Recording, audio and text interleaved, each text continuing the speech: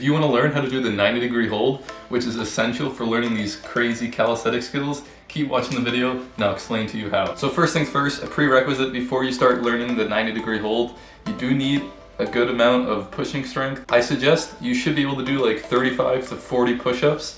That's a pretty good baseline. So the 90-degree hold is an isometric hold, meaning it's like static, you're not moving. So most of the progressions are going to be isometric holds.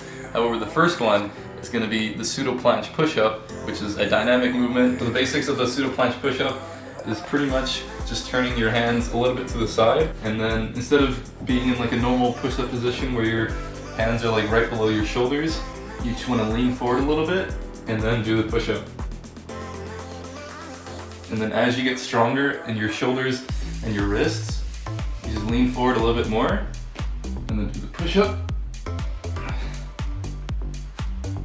And if you keep doing that, progressing forward, you'll get stronger at pushing from your waistline, which is pretty much what the 90-degree hold is, just holding that position right at your waist. Because if your hands are not at your waist, you're not going to be able to get your feet off the ground. So a good way to track and measure your pseudo planche push-up progress is if you put your feet on the wall, you just lay flat down, then put your hands close to your waist as much as you can, and then you just do a push-up. And then you just keep track of where you put your hands and you just go lower and lower down. And that's a good way to track your pseudo planche push-ups. So once you feel comfortable doing some pseudo planche push-ups, getting like nice and close to your waist, keep progressing towards that, because those will come handy when you want to learn other exercises like the full planche push-up. But once you get a little bit stronger, you can start working towards the isometric holds. So I got some parallettes, which is a good way to practice the 90-degree holds, or you can do it flat on the ground, doesn't really matter. So the first static or isometric progression for the 90-degree hold is going to be the straddle bent leg 90-degree hold. So it's a little bit of a mouthful, but basically you're just bending your leg, putting your legs in a straddle, and then all you do is just go into that 90-degree hold and just keep leaning forward.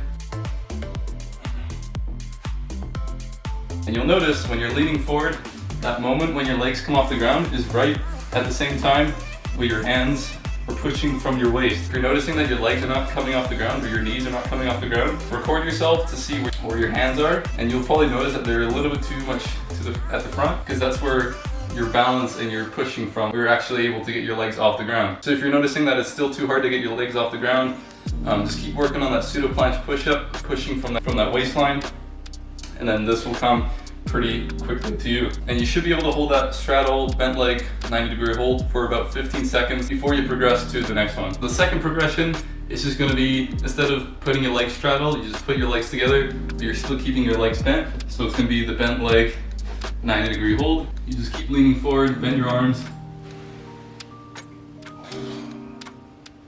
And that one you also want to keep practicing until you can hold it for about 15 seconds. And then you can start progressing into the much harder variations of the 90-degree hold. So this is where your consistency and continuous training and practice is going to really come in handy, because these next two steps are going to take a long time to learn, because they're a pretty big step from what you did earlier. So the next one is going to be the straddle 90-degree hold.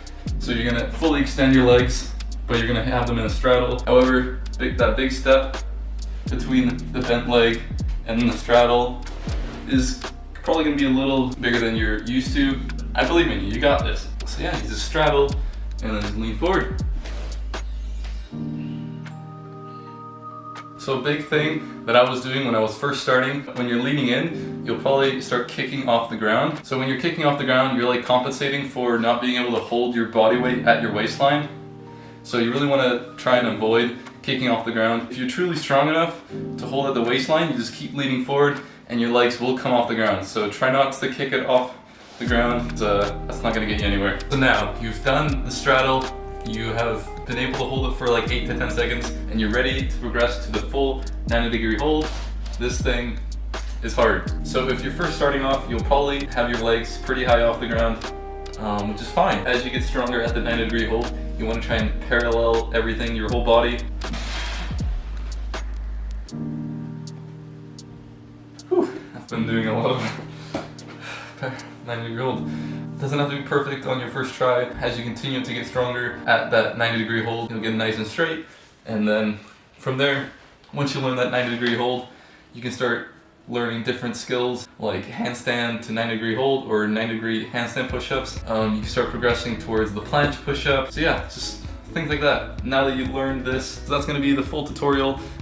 It's not too complicated to progress through the 90-degree hold progressions. However, it's just going to take a lot of time if you've never done it before, because pushing from the center waistline is pretty difficult. But I believe in you, you got this. So just keep working on it, stay consistent, and you'll get there in no time. Thank you so much for watching. And if you have any ideas for calisthenics tutorials that I haven't done already, leave them in the comments and I will be sure to make a video about it. So yeah, thank you so much for watching and peace out.